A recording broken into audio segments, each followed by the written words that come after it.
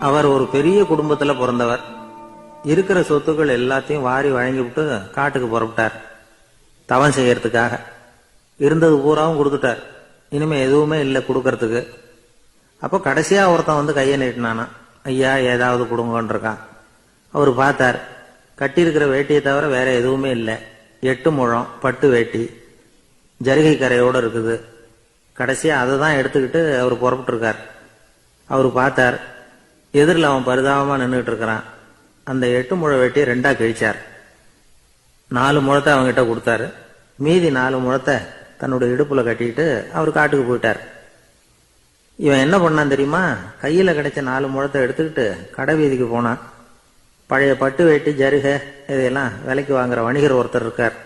அவர்கிட்ட போனான். இதை விலைக்கு எடுத்துக்கிறீங்களா அப்படின்னு கேட்டிருக்கான். அவர் வாங்கி பார்த்திருக்கார். ஆஹா, இது ரொம்ப அருமையான வேட்டி, விலை உயர்ந்த ஜருகை, இது ஏது உனக்கு அப்படின்னு கேட்டாரான். அவன் நடந்தது சொல்லியிருக்கான்.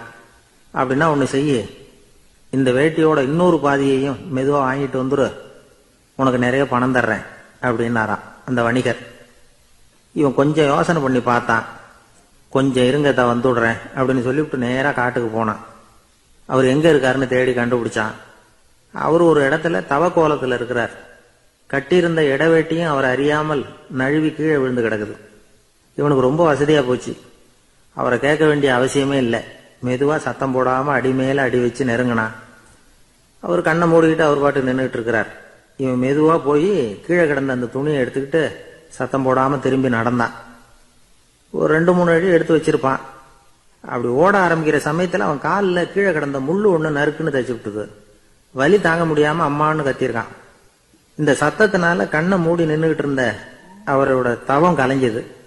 மெல்ல கண்ணை திறந்து பார்க்கிறார். தன் இடையில இருந்த வேட்டி அவன் கையில இருக்கு.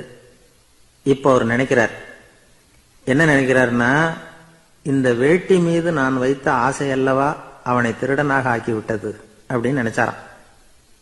இந்த வேட்டி மேல நாம வச்ச ஆசை அவனை திருடும்படி ஆக்கி விட்டதே அப்படின்னு நினைச்சாராம். இது எப்பேற்பட்ட மனநிலை அப்படிங்கிறத கொஞ்சம் யோசனை பண்ணி பாருங்க. தான் ஒரு பொருள் மேல வச்ச பற்று இன்னொரு மனிதன் திருடனாக ஆகிறதுக்கு காரணம் ஆயிட்டுதேன்னு நினைக்கிறார். அப்படி நினைச்ச அந்த பெரியவர் யார் தெரியுமா? அவர் தான் மகாவீரர். இழந்துட்டேங்கிறிய, நீ என்னத்தை கொண்டுகிட்டு வந்த எங்க இழந்துடுறதுக்கு? நீ என்னத்தை உண்டாக்குன இது அழிஞ்சுட்டுதுன்னு சொல்றதுக்கு? இதுதான் அவருடைய சிந்தனை. தென்கட்சி கோ. சாமிநாதன் ஐயா அவர்களின் இன்று ஒரு தகவல் நகைச்சுவை கதைகளை கேட்டு ரசித்தமைக்கு நன்றி.